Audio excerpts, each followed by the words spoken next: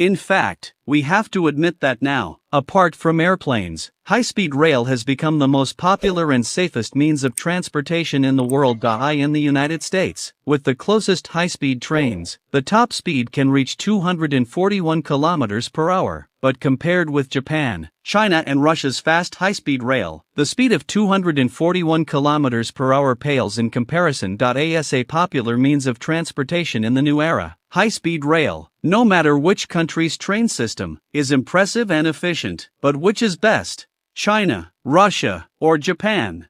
Let's find out. This is the most advanced high-speed rail in Japan. The history of high-speed rail development in the country spans half a century. It has always been famous all over the world for the cleanliness and comfort in the car. This is China's high-speed rail. The development of China's high-speed rail is decades later than Japan's, but it was fast enough to shock the world. This is a Russian train, and the luxury of the carriage surpasses that of China. There are various styles of food in the train. I believe you will enjoy traveling on such a train. This is a train in South Korea. It has very fast and stable Wi-Fi. Even if you ride alone, you will not feel bored. So, what are the different advantages of their high-speed rail technology?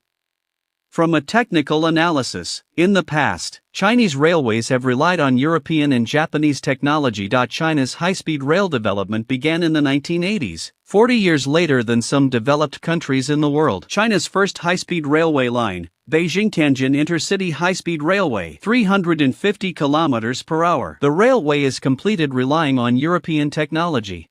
But now, they have been able to independently design and manufacture, and also export it to other countries. They even built a new high-speed railway for the Olympics and Winter Olympics. At the same time, many cross-sea high-speed railways have also been built. What about Japan's high-speed trains?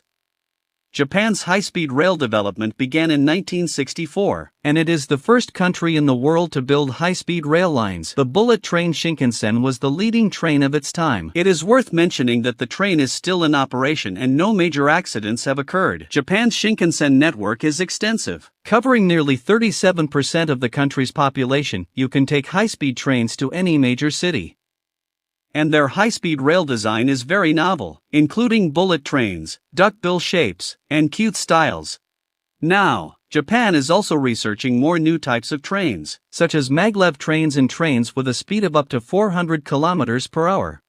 Russia has had very advanced train technology and systems since the Soviet era. The construction of high-speed rail has greatly improved the traffic congestion problem in Russia. Russia's most famous Sapsan train started operation in 2009, but the train technology comes from Germany's Siemens.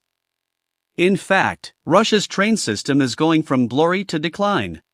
Although South Korea's high-speed rail is not as good as Japan's, their high-speed rail construction was earlier than China's. In 1992, South Korea built a high-speed railway ahead of China. Of course, their original train technology originated from Alstom in France. In recent years, South Korea's economy has improved, and they have the technology to develop high-speed rail, for example the current Rodam.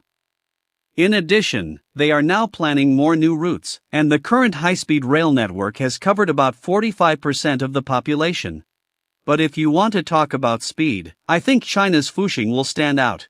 Almost all high-speed trains in China can reach a speed of 350 kilometers per hour. In recent years, the newly operated Fuxing train can reach a speed of 400 km/h. In addition, the CIT 500 high-speed train and maglev train that China is researching can reach a test speed of 610 km/h. In other words, if you take a train at this speed in the United States from Boston to Washington, D.C., it will only take more than an hour for the 734 kilometers.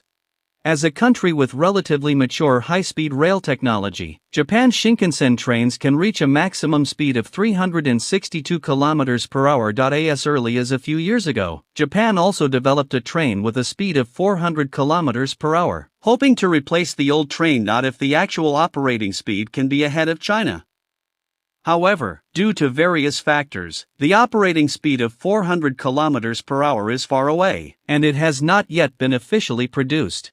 In South Korea, High-speed rail trains in operation are designed for a top speed of 350 km per hour and actually run at 300 km/h. However, South Korea's railways seem to have more accidents, such as derailments, system errors, and broken glass windows. In contrast, a high-speed rail in Japan and China is much safer and more stable. Of course, South Korea is also introducing French technology to study a new generation of high-speed rail, which will reach a speed of 500 km per hour. There is still a long way to go before it can be operated.